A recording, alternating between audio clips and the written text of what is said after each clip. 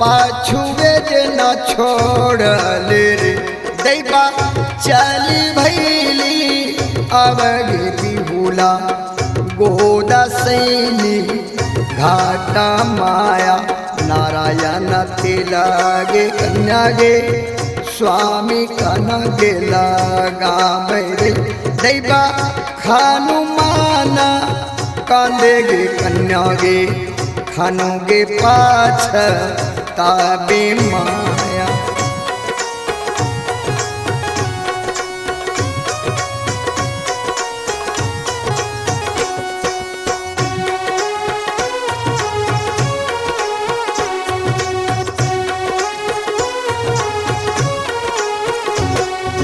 स्वामी के रो बंसी गे कन्या गे खेलला जे जाई रे दैबा स्वामी के रो बंसी गे कन्या गे खेला लीजे जाई हे माया। स्वामी के रो लट्टू गे कन्या गे खेला लीजे जाई रे दैबा स्वामी के रो लट्टू गे कन्या गे खेल लीजे जाई माया।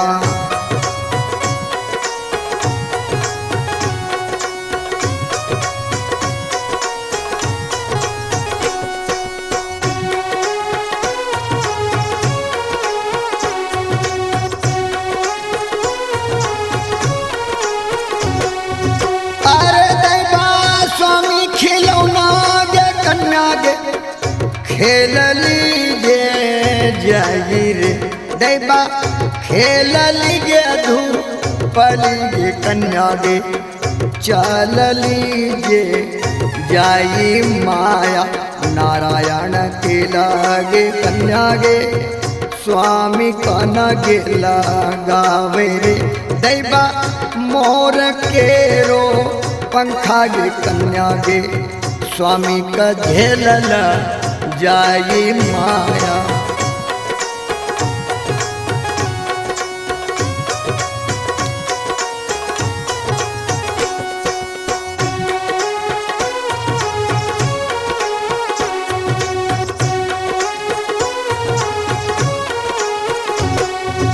मक्खी जे आबागे कन्या गे तनी को नहीं गे बैठा तेरे दैबा स्वामी पारा मक्खी रे दैबा रे तनी को न बैठत हे माया। उत्तर के बरिया गे कन्या गे खोली बारू देल रे दैबा नजर पड़लोगे कन्या गे बंसी खेल पहले हे माया।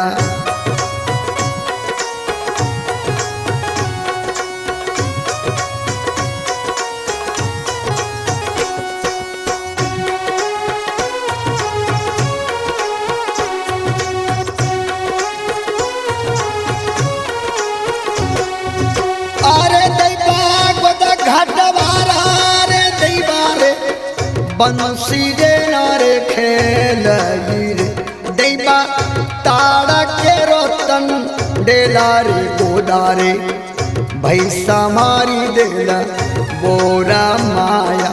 घाट रखवारी रे दैबा रे गोदा घाट बार रे दैबा कर छे रखा बारी हो दे बलोग गोदा घाट वारा माया।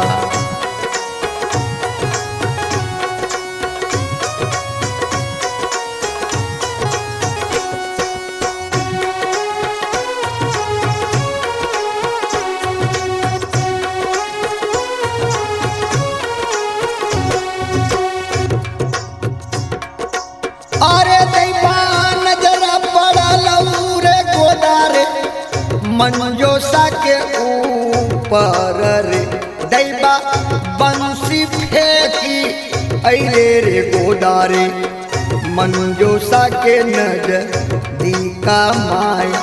बैठी कर बंसी रे खेले छे गोदा घाट वार रे दैबा नजरा न पड़लो रे गोदारे मंजोसा के ऊपर माया।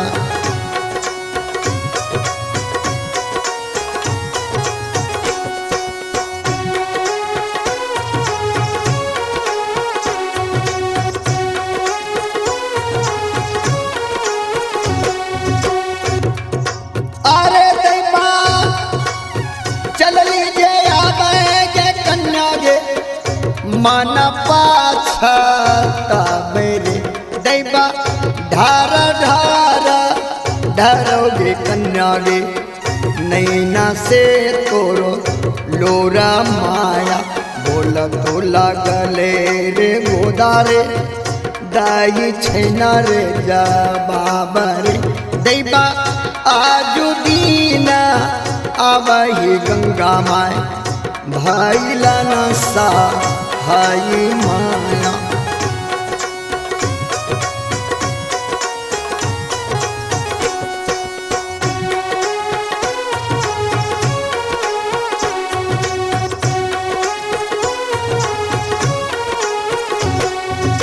अरे दैबा चल लीजे आवे गे बिहुला नजरा नार पड़लो रे दैबा नजरा गे पड़लो गे बिहुला गोदा के ऊपर माया।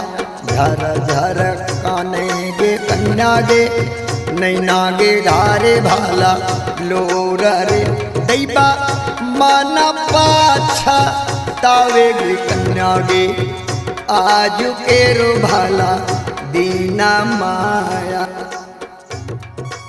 तो सज्जनों बिहुला की नजर जब गोदा घटवार पर पड़ा बेचारी झरझर रोने लगी। गोदा घटवार सोचते कि तो आज बड़े भाग्य से गंगा मैया ने मेरे ऊपर नजर फेर दिया। देखिए कितनी सुंदर कन्या आई है। कन्या से जवाब करते हैं गोदा घटवार, ए कन्या अरे क्या ये लाश ताशी सब फेंक दो, चलो मेरे घर में सुख करना, तुम मेरे साथ शादी कर लो अच्छा रहेगा। जानती हो हमको कितना धन दौलत है, 12 गो बधार मछली का है, धन संपत्ति का अनेक है, राम लक्ष्मण के समान 2 बेटा है और 2 गो पत्नी भी है मुझे, इसलिए तुम मेरे घर चलो। अब बेचारी झरझर रो रही है बिहुला कि अब मैं करूं तो करूं क्या, का नहीं तो घाट का कौड़ी चुक्की कर दो।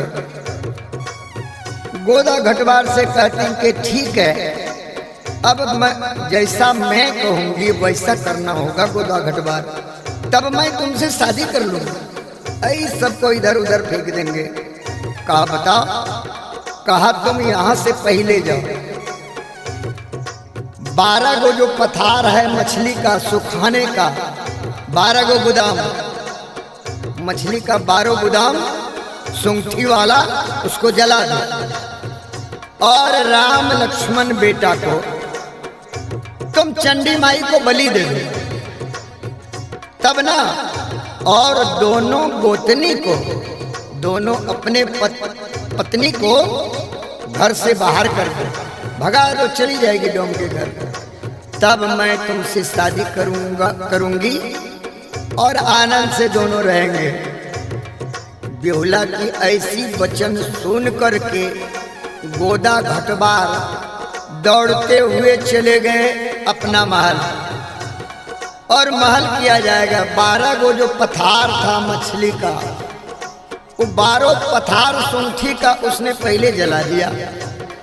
इसके बाद राम लक्ष्मण के समान जो 2 बेटा था, का इतना सुंदर कन्या ला रहे हूं तो भागो मेरे घर से। दोनों को घर से भगा दिया, डोमा के घर चली गई, और इन दोनों पुत्र को गोदा घटवार ने बिहुला के कारण, कन्या के कारण, दोनों बेटा को चंडी माँ को बलि दे दी। इसके बाद अपना उतना काम करके आते हैं फिर अपने घाट पर, गोदा सैनी घाट आया घाट पर, बेहुला से कहती है कि कन्या, जो जो तुमने कहा मैं वैसा ही किया। अपनी पत्नी को भगा दिया, डोम के घर में दे दिया, और वो जितना दौलत था, सुंठी का 12 पथार, उसको मैं तो जला दिया। और कहा और तुमने क्या किया? कहा राम लक्ष्मण के समान जो बेटा था उसको मैंने चंडी माँ को बलि दे दी। अब तो विवाह करोगी ना? कहा तो विवाह ऐसे होता है कि बाजा गाजा के साथ ना शादी करूंगी। तो कहा जो जो कहोगी मैं वही करूंगा। कैसा करो, तुम यहाँ से जाओ घर, जात बारात को भी तो लाना होगा। तो कहा जात बारात कैसा लाऊंगा? कहा मैं सब कुछ बता दूंगी, तुम जाओ घर, यहाँ से नाई के पास जाओ, जिसे ठाकुर कहते हैं, और उससे जो है माथे में हर जगह बनाया हुआ रहे, और 12-12 गो छुरकी छोड़वा देना, जरा टीक के जो 12 जगह टीक छोड़वा का, और जहाँ जहाँ खाली रहते, जहाँ जहाँ खाली रहेगा वहाँ 5 दिलवा देना, यानी खोद करके गड्ढा कर देना। जहाँ मुंडन होगा और बगल में चुरकी रहेगा, ठीक इस प्रकार से अपने माथा में 12 को बना, और इसके बाद 10 छोड़ा को साथ में ले लेना, ठीक। और खरसूप और बोड़नी और टीन, इसको बजाते हुए 10 छोड़ा के संग में बारात लेकर के घाट पर आओ। और ऐसा करना, अपने मुंह में कालिख पोत करके, काला करके, अघाड़ा का फोटा उटा जो बोकना होगा, बोकना को गले में टांग लेना, और खरसूप बजाते हुए, टीन बजाते हुए तुम यहाँ चला आना। इसके बाद मैं तुम्हारे साथ शादी कर लूंगा। का ठीक है। यहाँ से गए गोदा घटवार अपने घर, नाई से कहा के नहीं, मैं जैसे जैसे बाल बनाने के लिए कहूँगा वैसा वैसा करना। कहा तो कहो, ऐसा क्यों? कहा रे मेरे घर में जो कन्या थी तो बेकार थी, उससे सुंदरी पूरे लोक में नहीं होगी, ऐसी कन्या मेरे साथ शादी करने जा रहा है। तो कहा भैया कहो कैसे बाल आपका काटूं? कहा अस्तूरा उठाओ, पहले 12 को चुरकी बना, हर जगह काट काट करके बाल हटा, अब 12 को टीक रखो, और जहाँ खाली जगह रहे खूब बड़ा बड़ा गड्ढा 1-1 इंची का पाछ लगाओ। पाछ लगाने का मतलब माथा में छेद करो। इसके बाद मैं बरियात सजा करके जाऊंगा। ठाकुर ने गुस्से में 12 पाछ गड्ढा गड्ढा कर दिया, और माथे में कारखी चूना लगवाया। वो तो काटेंगे भैया, इतना दर्द होता होगा, लेकिन कन्या में भुला गए हैं। तो सजनों अब देखिए गोदा घटवार कैसे चल रहे हैं। बाराती मुंह में कारखी लपेट लिया, 10 गो छोड़ा बुला लिया, टीन और खरसूप बजाते हुए माता का उसे कोई यादगार नहीं है। जाने देवी दुर्गा कुछ भी याद नहीं है कि मैं क्या कर रहा हूँ। वो खरसूप बजाते हुए गए घाट के किनारे। का अब तो मैं दुल्हा बन करके आ गया हूँ। कहा अब मैं शादी करूंगी। और मंजोसा जो लगा था गंगा किनारे से कुछ दूर हट कर भाई, और मंजोसा जब दूर हट करके लगा था,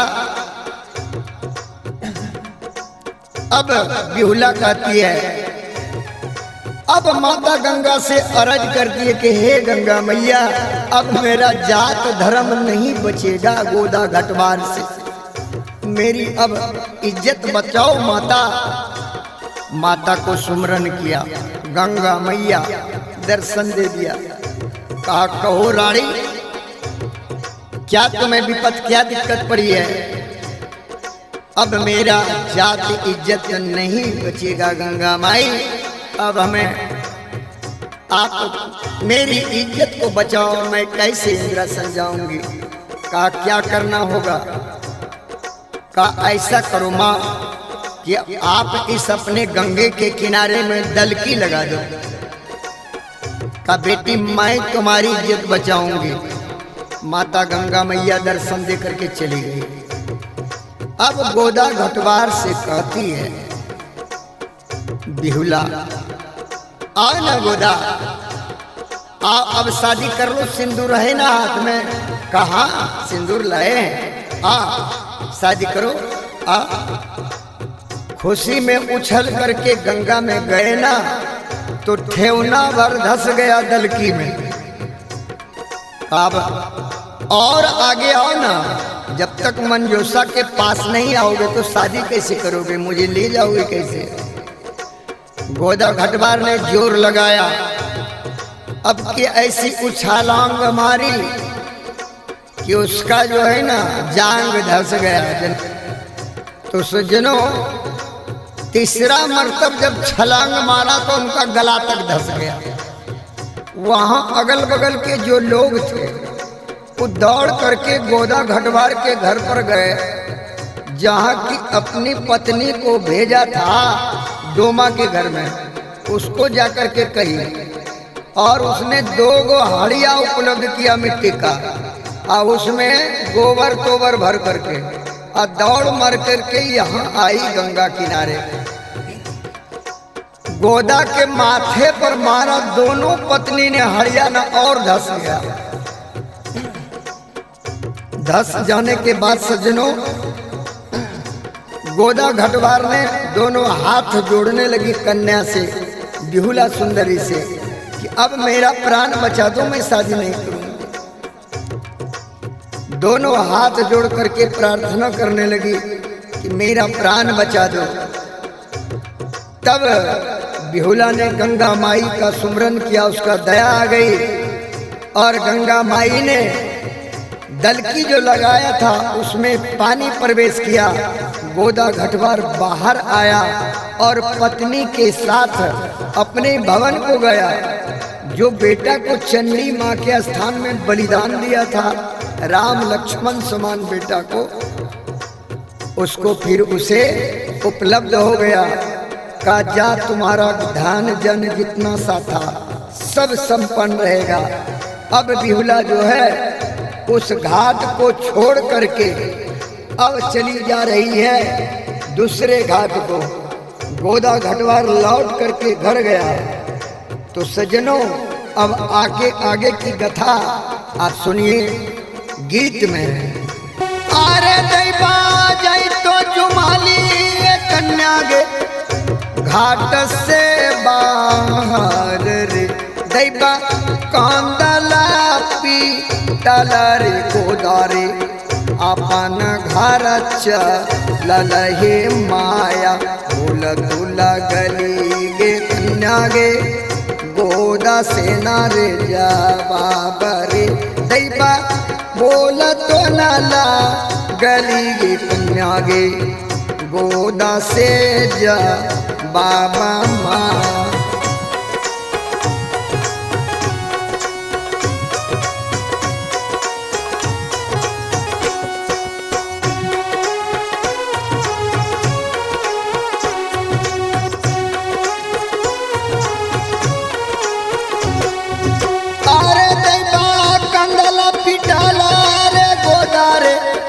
घर चलल जाई रे, दैबा जाई तो नाजू मले रे गोदारे, आपनो रे आ बासा माया, जाई तो जुमले रे गोदारे, आपनो नारे आबासरे दैबा गोदा सैनी घाट बिहुला पाछू जे न छोड़ले हे माया।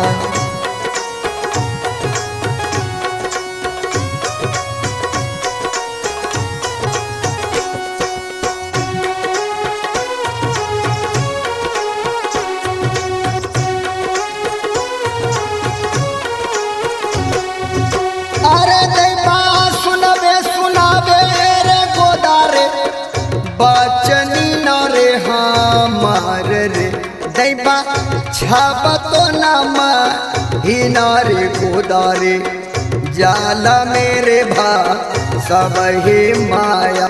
बारहो बरिसाम गोदारे पालटैबो राज रे दैबा हम जे गोदारे इंद्रसन राजा माया।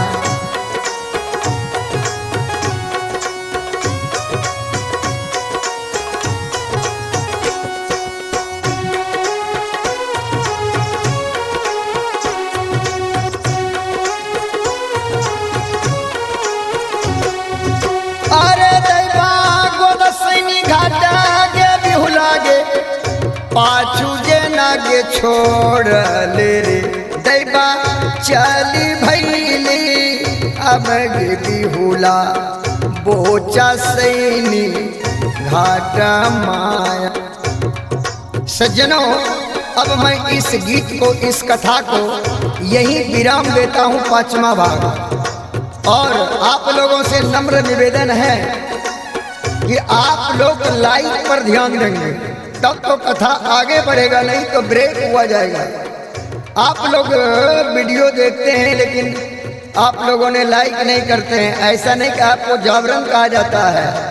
आप लोगों ने को बहुत बहुत धन्यवाद। आप लोगों ने बहुत से लाइक किए हैं, बहुत से आपने वीडियो देखे हैं। तो सज्जनों, यहाँ तक पहुँचाने के लिए संध्या ग्राम के निवासी पूर्व प्रत्याशी संजय यादव जी, पेट्रोल पंप के मालिक, साथ साथ डॉक्टर संजीव ठाकुर जी एवं अशोक मंडल जी, इन्होंने ज्यादा जोर लगा करके कथा को आगे बढ़ाने के लिए बोला। उसी प्रकार से आप लोगों की सेवा के लिए उन्होंने ऐसी वचन को हम लोगों के पास रखा। साथ साथ हमारे स्टूडियो मालिक कृष्णा जी को भी आप लोगों को बहुत धन्यवाद देना होगा। किस और धन्यवाद जो देंगे कैसे, लाइक के द्वारा ना होगा सज्जनों। इसलिए मैं बारंबार कहता हूँ कि आप लाइक कीजिए, मैं आगे बढ़ेंगे। और तब तक के लिए मैं आपसे विराम चाहता हूँ। थैंक यू, धन्यवाद।